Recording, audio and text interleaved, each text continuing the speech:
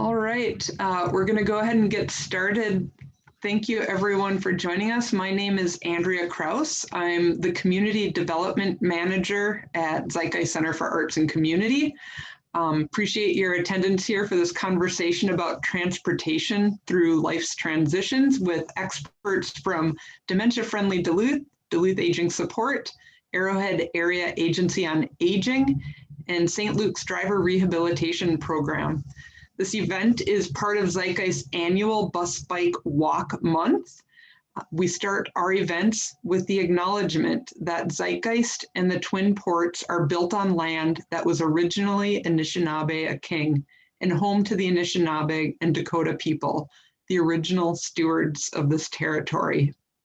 This land was ceded by the Anishinaabe in 1842 and 1854 treaties, and historically and today it holds great significance for Indigenous people.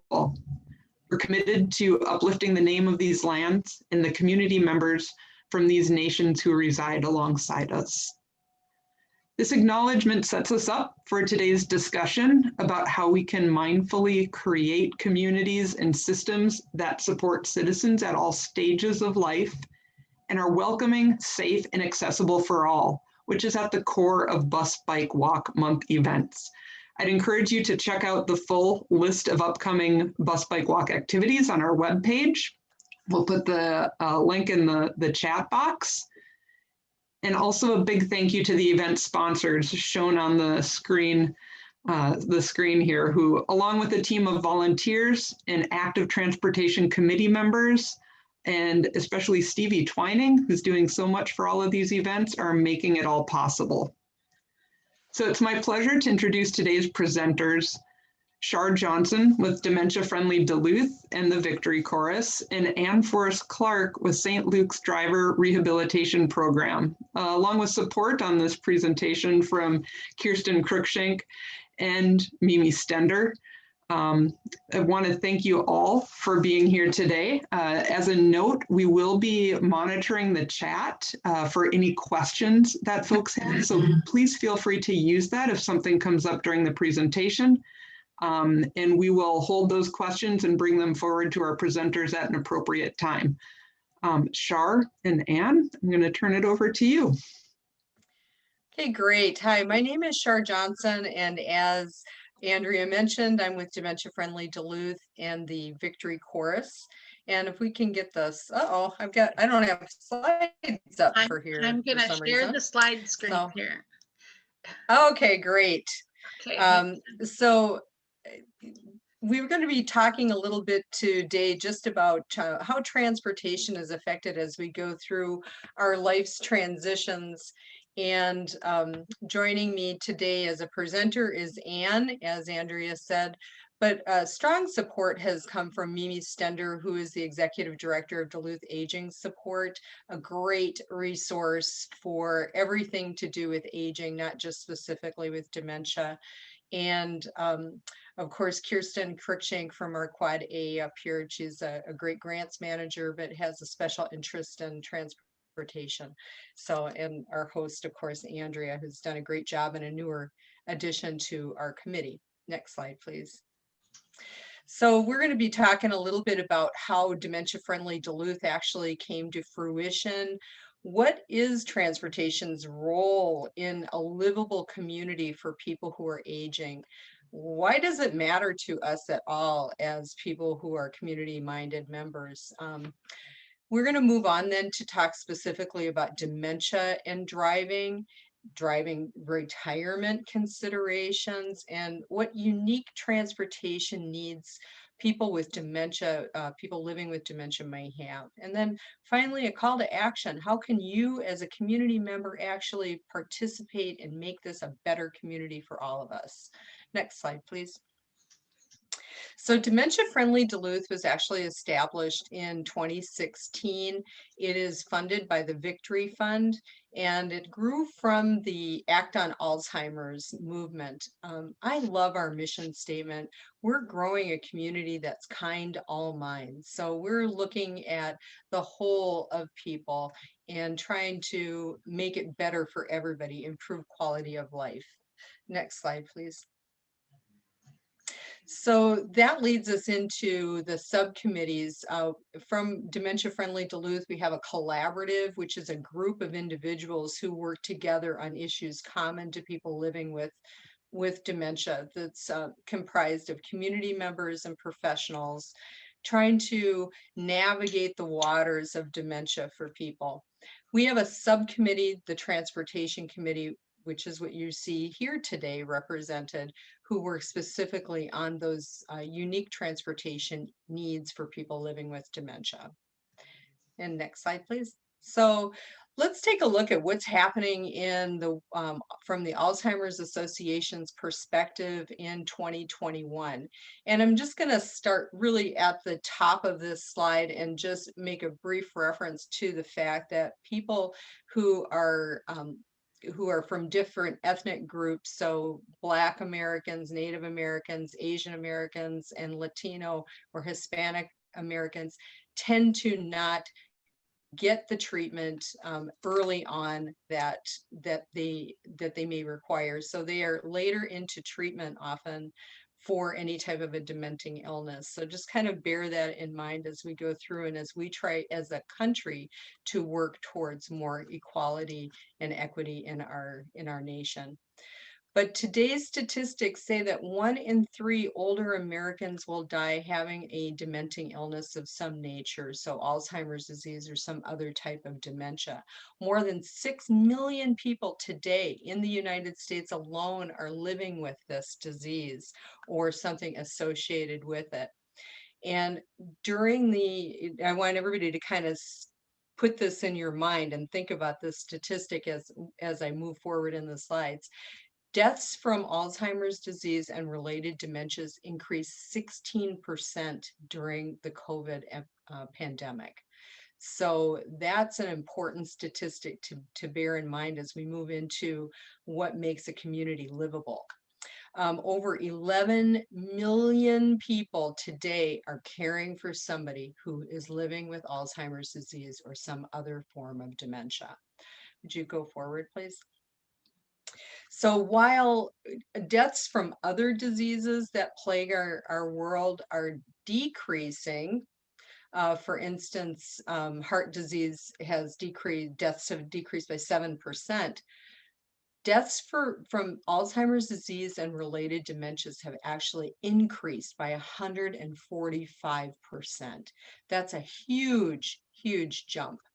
And it really speaks to how important it is that we actually are really pursuing that research money and early treatment, early diagnosis, and getting helping people out. Over the course of 2021, $355 billion of our tax-paying money will actually be spent to support Alzheimer's disease. And by 2050, it's going to be over $1 trillion. If you look around, and I had said earlier that 1 in 3 will have at death some type of a dementing illness. The other 2 are probably caregivers, and that means that there's right this year 15.3 billion hours of unpaid care to the tune of about $257 billion that's being provided for people living with dementia or specifically with Alzheimer's disease. 24,000 Twin Port residents are living with dementia today. So this gets back to that first question we had. Why is this important to us? Because this is a big purple pandemic that's happening and it will continue to increase. So transportation in particular is an issue for people living with dementia. And let's kind of look at that as 8 domains of livability and how they interconnect. If you look on here, you'll see that transportation is one of those 8, but also social participation and the ability to get to health and health services, etc. All of that is really interconnected.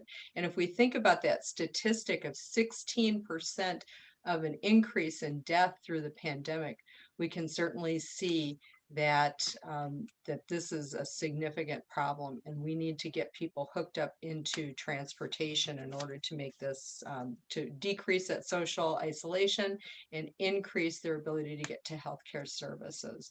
I love this model, the 8 domains of livability. So if we think about isolation data and aging, people over 50% of the people age 60 plus are at risk for isolation. Though that isolation and loneliness contributes to premature death, and it also contributes to heart disease, strokes, the doubled risk of Alzheimer's disease, and higher rates of depression, anxiety, and suicide. And lack of a good transportation plan and program can make all of these things much worse and make it much more likely that we're going to be seeing that. So next slide, please. So let's talk just a little bit, just here's one little tiny scenario of how this may impact somebody who is an elder in our community who does not have good transportation opportunity. Imagine that you're 82 years old and you have arthritis, and that makes walking painful. You don't drive a car anymore because it's really pretty expensive to do that, and maybe you don't feel safe driving it anymore. You don't have any family in the area. Your pet is sick and it needs to get to the veterinarian. What are your options in today's world? Well, you can't take the bus because it has to be a service animal, and yours is just a friendly little pooch that you need to get to the doctor. On Stride, which is a great option for people, you have to make an appointment a week in advance, and your animal is sick now. Walking, well, you live in the hillside and it's difficult for you to navigate that. Uber, Lyft, taxi, you don't have a smart device, and so it's impossible to make an appointment. You also don't have a computer, so you're kind of out of luck with that. And the cost is also high, and you still have to pay for the vet. So these are things that are problems for people living in our community. And at this point, I'm going to turn it over to Anne. Thank you. Good afternoon, everyone. I want to take a moment to talk about what is dementia, to clarify the difference between dementia, perhaps, and Alzheimer's disease. Dementia is the big umbrella. It talks about the broad picture of diseases that cause memory loss and inability to perform tasks that we do every day. There are many different diseases that can cause dementia or cause that memory loss. The most prevalent disease is Alzheimer's disease, and that makes up an estimate of somewhere between 60 and 80% of the cases of dementia. But it could also be Lewy body dementia, which is often related to Parkinson's disease, or vascular dementia, which occurs when someone has a series of small strokes or vascular events. It could be frontotemporal dementia, another disease that affects different proteins in the brain than the Alzheimer's disease does, or some other dementias related to Parkinson's disease, Huntington's disease, and there is another genetic component to dementia. It's very important to know that many people have mixed dementia, meaning they have more than one form of dementia at one time. If you'd like to know more about the specifics, we've included the Alzheimer's organization website information below, so you can look into that. So what does dementia do specifically with relationship to transportation and specifically to driving? First of all, dementia magnifies the effects of normal aging changes. It magnifies the effect of diminished vision.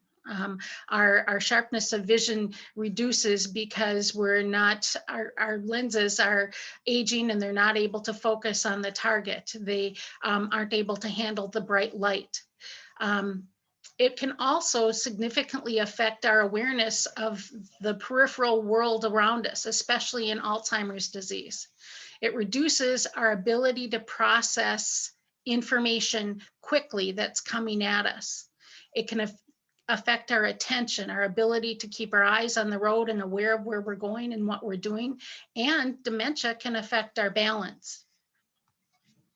So here's an example of how dementia awareness processing could be changed. Our normal field of view as we're driving down the road might be about 70 degrees from your midline. You're able to take in, at least 3/4 of that intersection, see if someone's entering from the right, see the changing colors of the lights. But if you have a progressive dementia, your field of view is narrowed, and you're going to be able to process information from just what's right in front of you. So now you're only seeing the car in front of you. You're seeing one green light. You have no awareness if someone's blowing through the light on the other side, or there's a child running out into the road.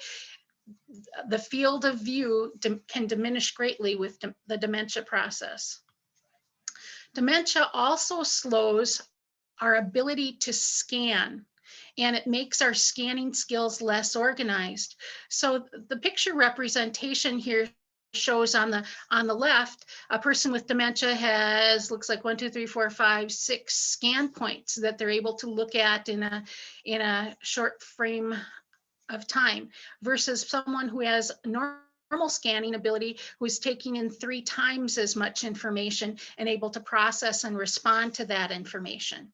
So it's the ability to move the eyes quickly, but also to make sense of what the eyes are seeing that can be affected with advancing dementia. The American Academy of Neurology actually states that people with mild dementia are at a substantially higher risk of unsafe driving, and you should start making a plan to discontinue driving. They strongly recommend that families consider alternate transportation options. And especially if you tell someone they cannot drive, you must be able to help them identify options for alternatives to getting where they need to go. It's more than just saying, I'm sorry, you can't drive anymore. You have to have part of that conversation.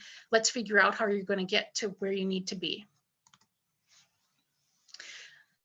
So it's important to consider medical fitness to drive. If you think about it, driving is the most dangerous activity of daily living that we perform almost every day for most of us.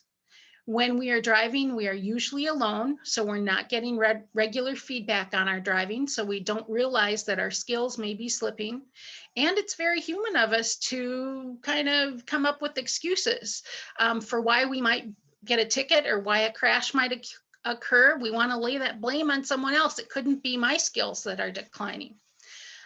Research is saying that for every crash or ticket, there are 29 near crashes. That's kind of breathtaking, isn't it? And that driver error is the cause of almost all near crashes. So some things to consider within the state of Minnesota. Dementia is very concerning, but it's also the full spectrum of aging that we need to consider. Did you know that in Minnesota, if you have a seizure, you cannot return to driving for 3 months? You must wait 3 months after you have a seizure. If you've had a loss of consciousness, whether that was fainting, whether it was caused by medication, you were overheated, you're supposed to wait 30 days before you return to driving and be cleared by your physician. The National Highway Transportation Safety Authority goes on to further delineate recommendations relative to different diagnoses, such as holding 2 weeks if you've had a heart attack with minimal impairment, or at least 30 days if you've had a stroke. If you have an ejection fraction, meaning the efficiency of your heart is less than 35%, they recommend that you do not drive. And if you have a normal oxygen saturation rate of less than 90 degrees, you should not be driving. And if you're making errors with your medication and having multiple falls, that's another big red flag that you should consider not driving. Some things that will tickle the system in our state is applying for a handicapped parking permit. Truthfully, that can stimulate a medical fitness evaluation from the state. It depends on the reason that the physician writes down on that handicap parking permit application. So have a conversation with your physician if you're going to apply for that permit, what he's going to put on there, and is there a concern about your safety with driving? If you've newly been diagnosed with diabetes and you're insulin dependent, you have 30 days to report that diagnosis of diabetes to the state, and you'll need to provide a letter or a physician clearance statement every 4 years after that. And I said earlier, if you have a seizure, you have to wait 3 months before you return to driving, provide a form from your physician, and you'll need to continue provide that form from your physician every 4 years. Things that we need to be very aware of how they affect us are medications and driving. Benzodiazepines and anything from Ativan to clonazepam to Xanax can reduce our reaction time, our cognitive processing. Opioids, pain medications, they help us feel better, but they can drastically sedate our responses, and we can't respond as quickly as we need to be behind the wheel. Some medications that people take that are antipsychotics are also have strong risks for driving, and some sedatives as well, dependent upon when you're taking them. These are all considerations that you should really take into account before you get behind the wheel if you're using any of those types of medications. There's actually a resource online called roadwiserx, and there's the website where you can type in the prescriptions that you're taking, and it will tell you if there's a reaction or a concern regarding those medications and driving. It specifically is geared towards seniors, because seniors tend to take more prescriptions than any other age group, and older adults can be more sensitive to the effects of medication. They just don't clear our systems. We don't metabolize them as quickly as we did when we were younger. AARP has a nice resource guide. It's called the Older Driver Skill Assessment. It talks you through information about how to refresh your driving skills. You can save on your auto insurance with that. 55 and Alive is one of the programs that they tell you about, or that's out there. In fact, I have to attend my 55 and Alive refresher course this weekend to maintain my safety, even though I'm a driving instructor.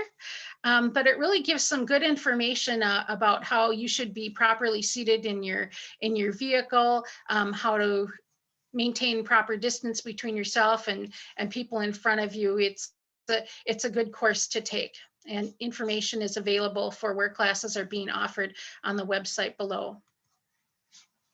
We also hope to be hosting in the fall a CarFit event. CarFit is a cooperation between the American Occupational Therapy Association, the AAA Auto Association, and the American Association of Retired People. All the A associations got together and came up with an educational program specifically for older adults to help you fit your vehicle to your needs, like how to set the seat, how high should you be seated so you can see over the steering wheel, how should the seat belt fit, and small ways that you can fix that so it will work the best for you. We had one planned for April of last year, but with everything else, we had to put that on hold, but we're hoping the fall to offer this education opportunity, and it will be held up at the Unitarian Universalist Church in the underground parking area. So we'll be out of the elements, hopefully, and it will be free. We just have to nail down a date. Other resources that can help the Duluth Aging Support, which happens to be a senior hub of information that offers a blend of information from local resources, as well as an awareness of what's happening with the aging resources around the world. And then the Senior Linkage Line, which is part of the Minnesota Help Info line. The number is located there, which really offers a whole variety of information for older adults as well as caregivers of older adults.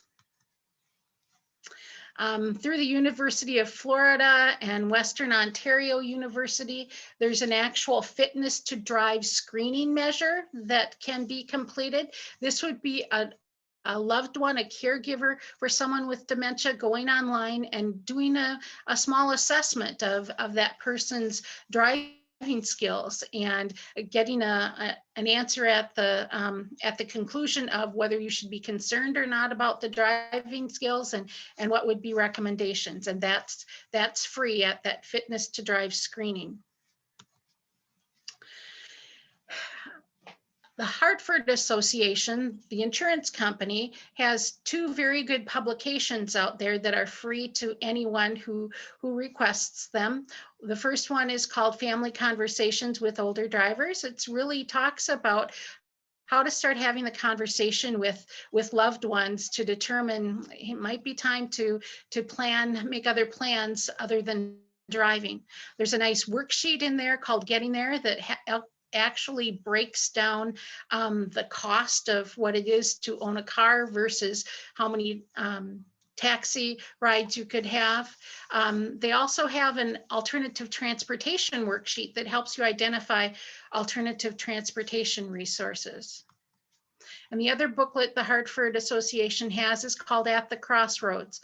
And it really talks about how to identify the warning signs or warning behaviors for someone might have behind the wheel, help families start that conversation, and even work through some driving activities on identifying where do people want to go, how often, what kind of transportation options do we need to look for.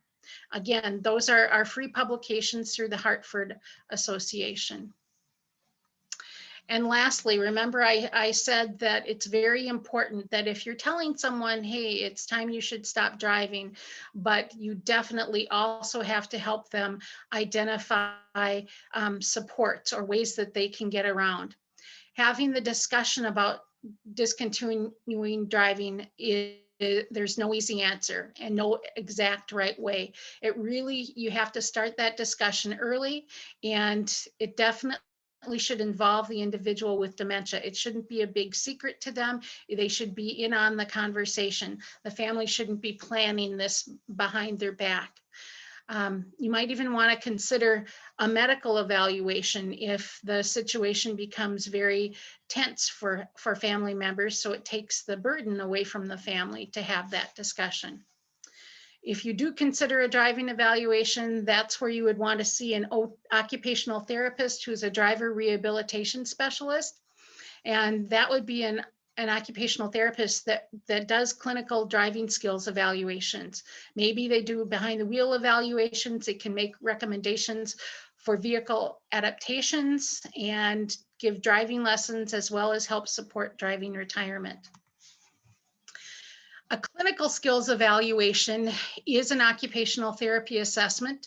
It's billed to medical insurance because it's done under the order of a physician. And we use something called the driving risk calculator that takes a look at physical, visual, and thinking skills. Do they meet the state standards? And if not, are there vehicle modifications that could help an individual meet those state standards, or is it necessary to consider retirement? All of our local major hospitals offer clinical driving skills assessments, including St. Luke's, Essentia up at Polinsky, Lakeview 2 Harbors, Cloquet Community Memorial, and the Hibbing Family Clinic offer clinical driving assessments. However, if a behind the wheel assessment is indicated, we only have one program north of the Twin Cities, and that is through Safer Driver. I am the owner of that program, and I only take people behind the wheel that have completed a clinical driving skills assessment, and it's only on the referral of a medical provider. The cost for an assessment is $250. And this is for when people, their skills are borderline. Should they or shouldn't they continue to drive? Very often we see people that don't do well on paper pencil tasks, but their practical skills are better. These are the people that I would be taking out for a behind the wheel drive to determine is it safe or not safe to continue. This morning before I came to do the presentation, I did a drive with someone who has fairly limited shoulder mobility, and I was able to work with him on using a steering knob, adding a steering knob to his steering wheel so he could make a full turn and much less painful for his shoulders. That requires a prescription. You can't just add a steering knob to your vehicle on your own. You have to have a prescription, and you have to demonstrate to the state of Minnesota that you can use it safely. But that individual is receiving that prescription by working with me. So alternative transportation, it's vitally important that we consider that for older adults. Roughly 600,000 older adults stop driving each year. And now this statistic, everyone should remember that the average American is now outliving their ability to drive safely by 10 years. So it's not a matter of if, but it's a matter of when is it no longer safe for an individual to drive. So myself, my husband and I live out in the country. We live out in Gunnison, great place to live, but the bus doesn't go there, and it's hard to find volunteer drivers that go that far out. So we really need to look at, is that a place that we can grow old, or do we need to move into town? And we've decided we need to move closer into town, more readily accessible public transportation. So we're trying to be proactive with our potential driving retirement. I'm going to throw it back to you, Shar.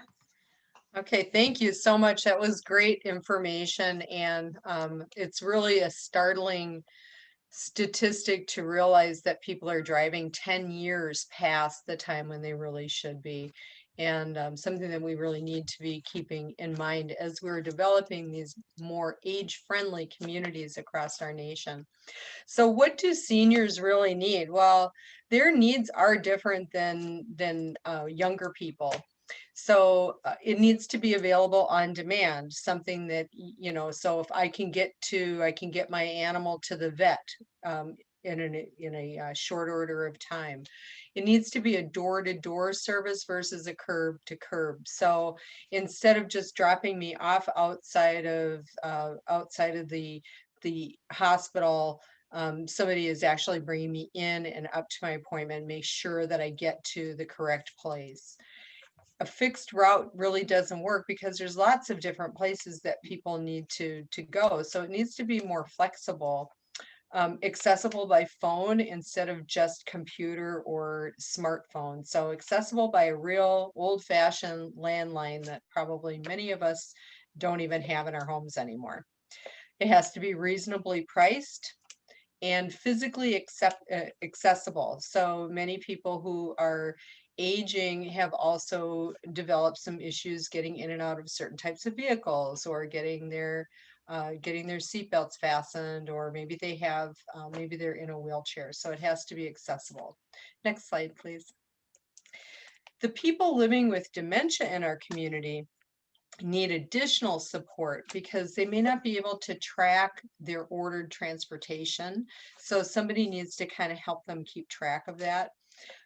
Knowing, recognizing, and communicating location pickups and drop-offs can be very confusing because people living with dementia typically can hear and react to one or two-step directions. So that makes a big impact on how we're able to communicate with them. Pathfinding becomes a difficult, can become a barrier, because if anything changes, that person living with dementia might not be able to find the place that they had intended to go because they're set on a path. Handling payments can be a challenge as well, especially if you're thinking about using cash or you're using some type of a credit card. And then what do we do if a problem occurs? How do we problem solve? That's one of the hallmarks of problem areas for people living with dementia is actually problem solving and judgment. So let's go on to the next. You can also have physical challenges. Anne mentioned before, balance and a moving environment. Balance becomes an issue for an aging body in general, but it becomes even more so for someone who is living with dementia. Coordination issues, visual awareness of traffic, other people, and signage. I will share this example that take care of somebody who is living with dementia and taking that individual to the grocery store, they are completely oblivious to the rest of the people in the store. Ramming, could, without careful guidance, would ram a cart into somebody, not move out of the way if somebody else is looking. They're just not quite as observant of their environment.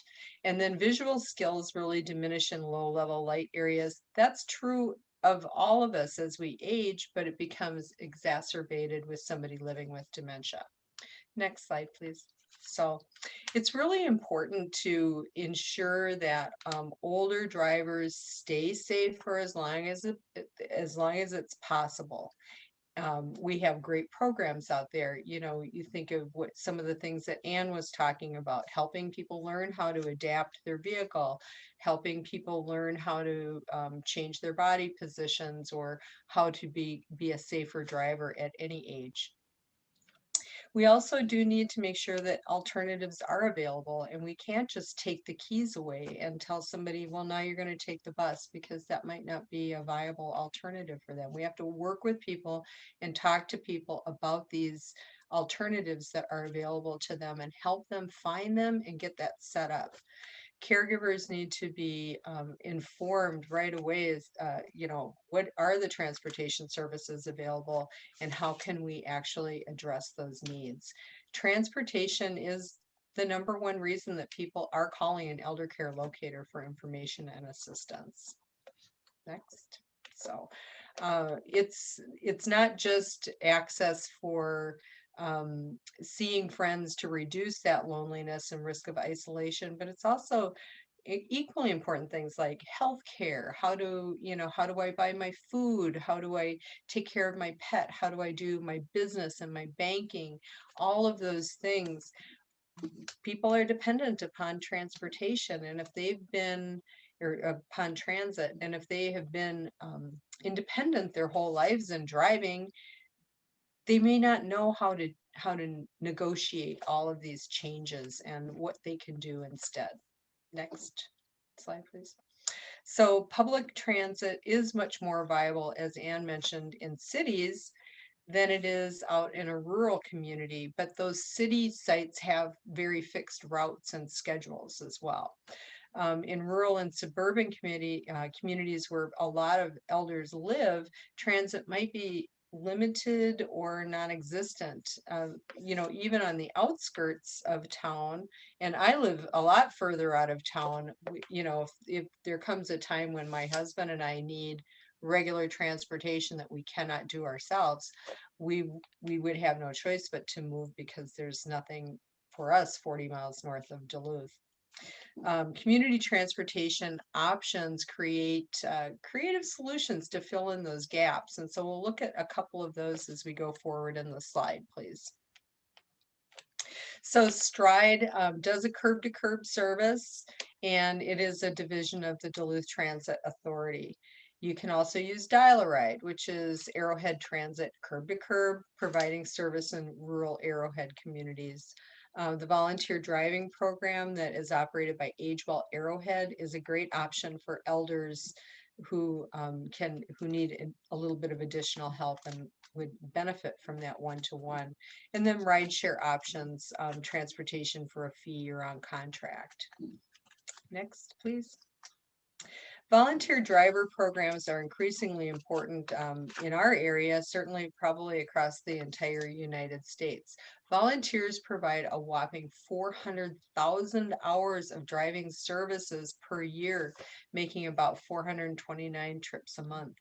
Most of our volunteer drivers are 60 plus, and they're providing rides to critical medical appointments. Many older driver programs are funded by Title III Older American Act funds available through Arrowhead or AAA. So you are needed. If you are watching this and you have some time, you're needed as a volunteer driver. About 40% of caregivers spend about 5 hours a week arranging transport.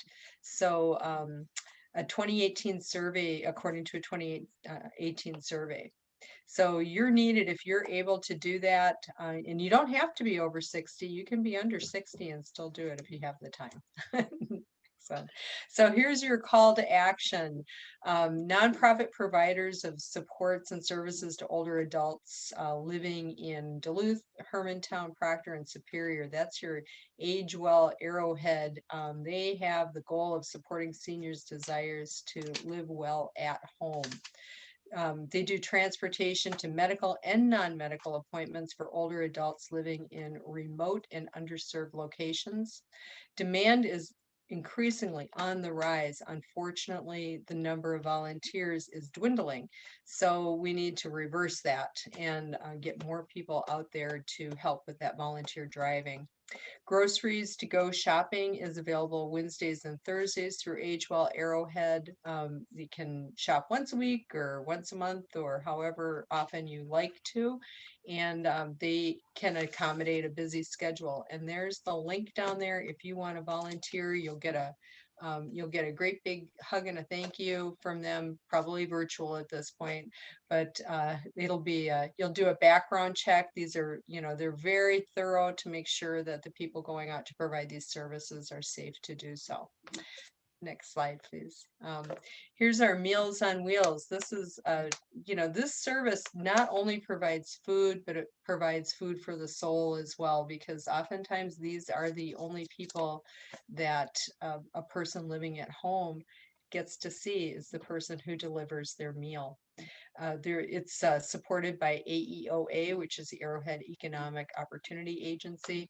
They need volunteer drivers all throughout the city of Duluth and out into the extended areas. It takes about an hour a day. If you're able to help out, please call the AEOA kitchen. The number is there. And this is a very huge gift that you can give an elder who is trying to live at home. Next slide, please. And then Acumen Lakeshore also has a Meals on Wheels program, and you can call that number for more information. They find it an opportunity to both provide a vital service and personally give back to the community through volunteering, and it makes me proud to be involved. And that's a nice quote from somebody who's providing that service to somebody who's living at home. Next. So how do we help? I think it's really important in all things that we get involved in to be educated. Be aware of your own biases that you have towards elders. I grew up in St. Petersburg, Florida, and I remember as a small child referring to St. Petersburg as the wrinkled city because it was all full of elders. Everywhere you looked, everybody was very, very old. And now I am one. Now I am an elder. I'm one of the people that I had talked about before. So be aware of those biases that you may have, and think about using terms like elder instead of elderly. Which has a much nicer connotation. Lots of trainings out there about that. Be involved in advocacy programs like Zeitgeist, DTA, congregations, others. Help them to find ways to make transportation more accessible for people.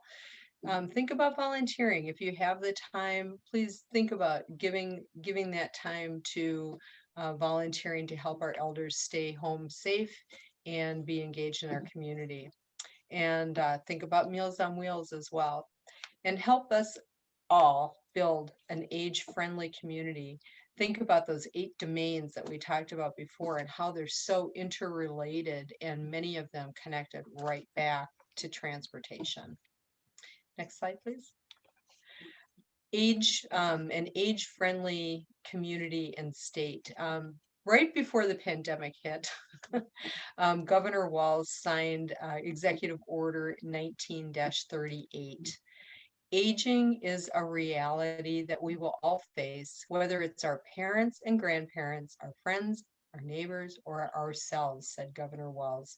Everyone wants to live in a community that is respectful, inclusive, and supportive of our contributions and our needs. This executive order coordinates efforts across agencies and sectors to move us all towards an age-friendly Minnesota. Isn't that a great a great goal for all of us to have, to think about our community being more inclusive and helping everybody age to the best of their ability and with the greatest level of quality. Next.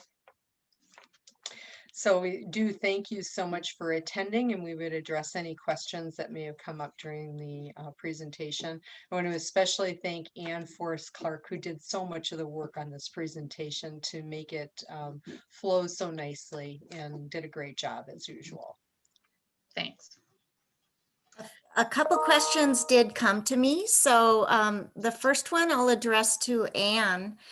Ann, when should people start a driver retirement plan? And what does it entail? Do you have any resource links perhaps? Or do you want to address maybe what the first steps are? The first steps are, I would look for one of the older driver safety programs, like the 55 and Alive programs, because that's for someone who's still driving, needs to beef up on their awareness of current laws and be safe on the road. And then start looking at, what if I couldn't drive someday? Am I in the right place to continue to be able to access my community? And if I'm not, what are, do I need to move? Do I need to look at making connections with other community resources? Knowledge is power, and start looking at, if I can't drive, what are my options? I mentioned in the Hartford Association, those two Hartford Association books, there's a list of warning signs that are good to go through.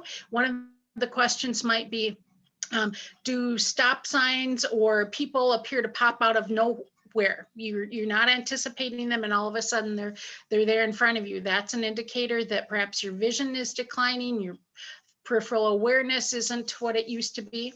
Or if you're having difficulty turning that wheel and lifting your arms up, or adjusting the mirrors, or getting the seatbelt over, those are considerations that maybe skills are declining.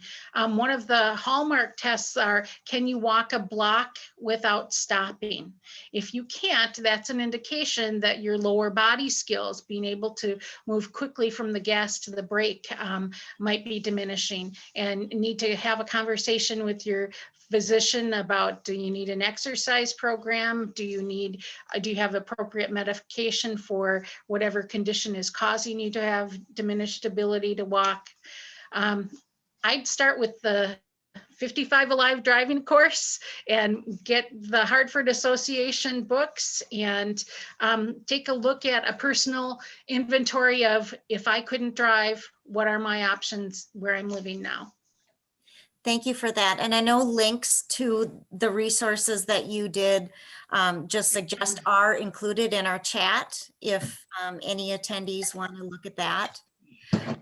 So another question, when we think about the transportation system, it involves the transporting needs, getting people to and from places, but it also involves the built environment. And so one of the questions came in as, what structures or systems make a community more livable for elders when considering transportation needs? So, and Kirsten, you may want to weigh in here. So thinking about this, I'm going to expand maybe beyond somebody perhaps living with dementia, but taking a look at this question from an older adult's perspective. What are some of the highlights that that make our transportation system more livable?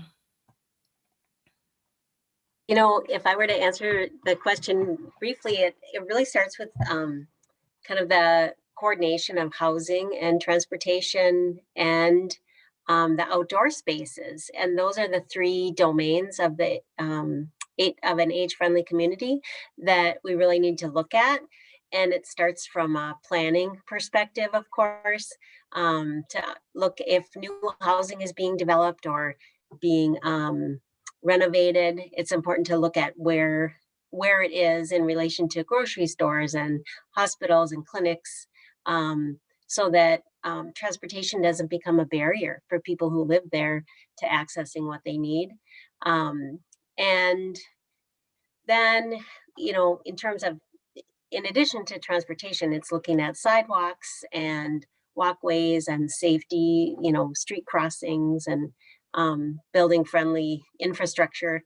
And, those are all issues that we may or may not have control over in our communities, but we need to be strong advocates, I think, for those concerns. And, if you're in a situation where you're having to make choices about housing, it's always good to think about transportation and coordination with that. Yeah, that's kind of big picture thinking, but I don't know what if the rest of our committee members want to add more to that. No, I think I think you hit all the really important things that were in there. And there are a lot of, there are some communities that are being built across our nation that are specific to elders that are taking some of those things into consideration, actually building them from the ground up to make them more age friendly. So an add-on to this question is, what does Duluth do really well, and where can we improve? What are the improvement opportunities for the greater Duluth area? This is Anne. I think we need more community engagement and involvement in from a volunteer perspective, meaning support our existing agencies that are trying to serve the needs of seniors. I can't tell you how important it is to have those volunteers available when someone calls because they need a ride, and how hard it must be for the folks that are trying to coordinate that when they say, I'm sorry, I just don't have someone that can volunteer today.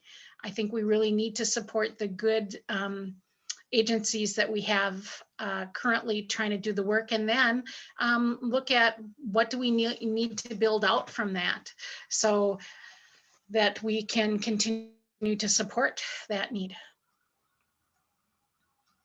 And this is the question that we're continually asking ourselves on this committee.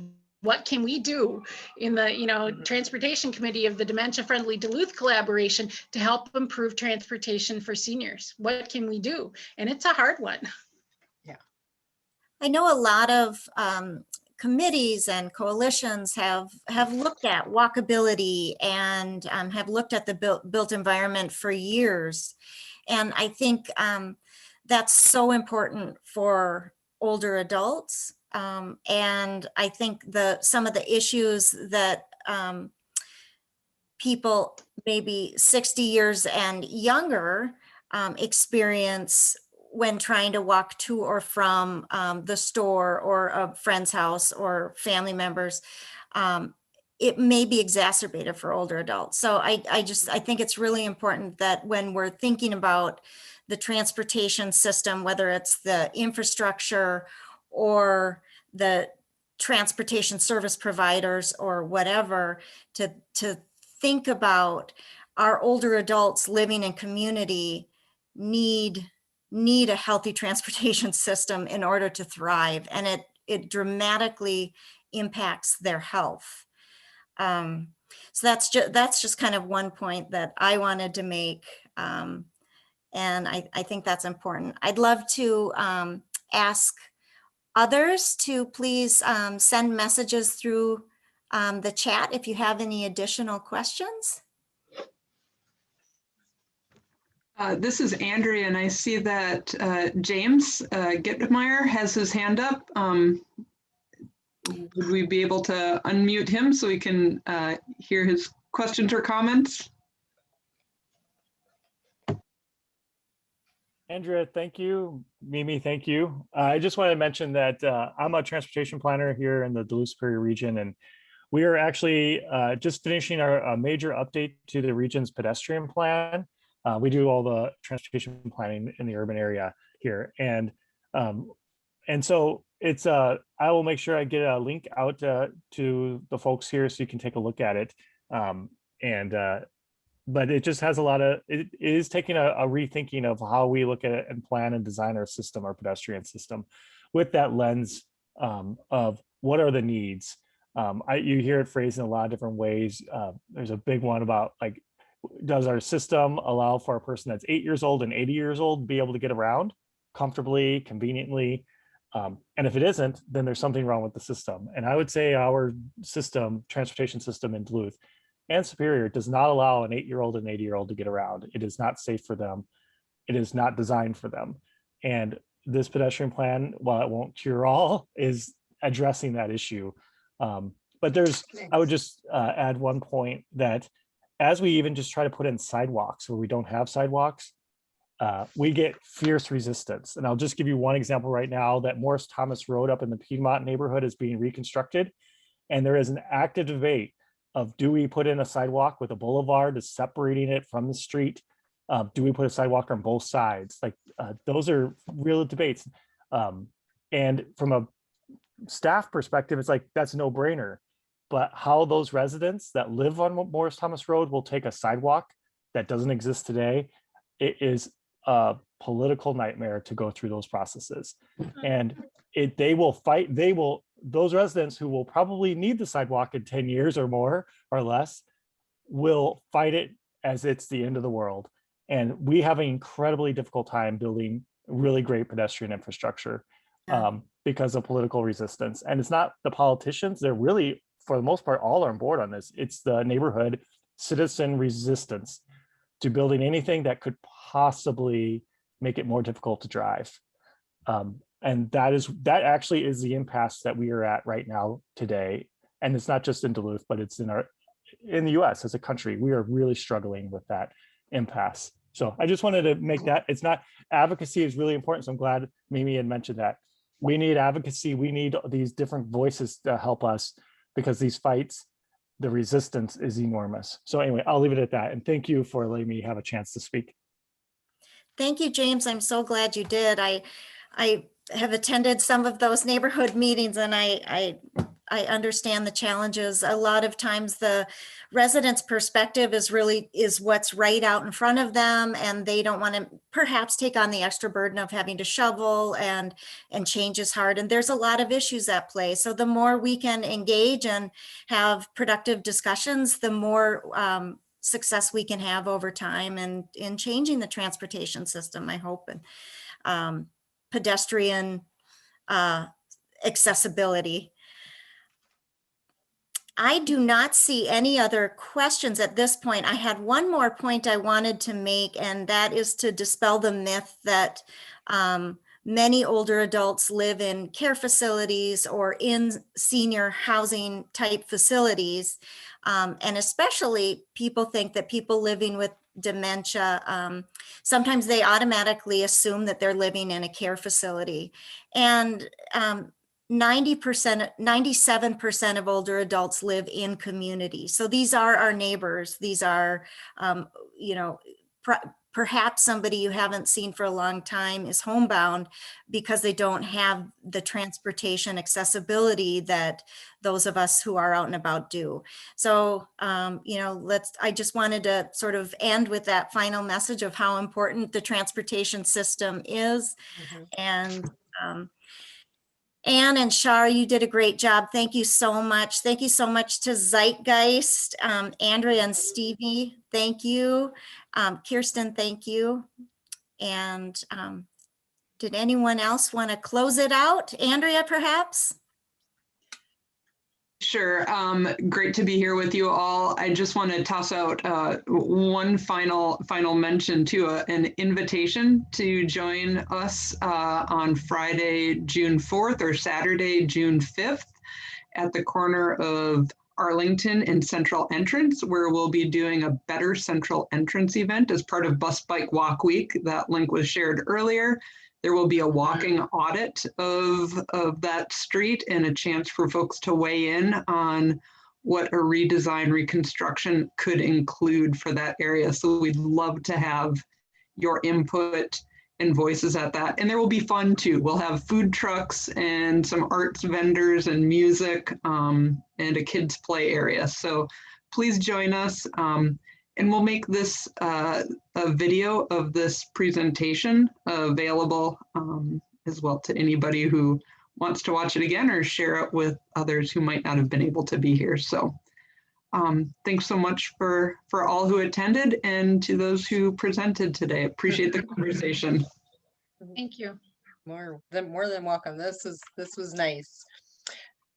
Okay. Great. Have a good day, everybody. Bye-bye. Thank you. Bye-bye. Does the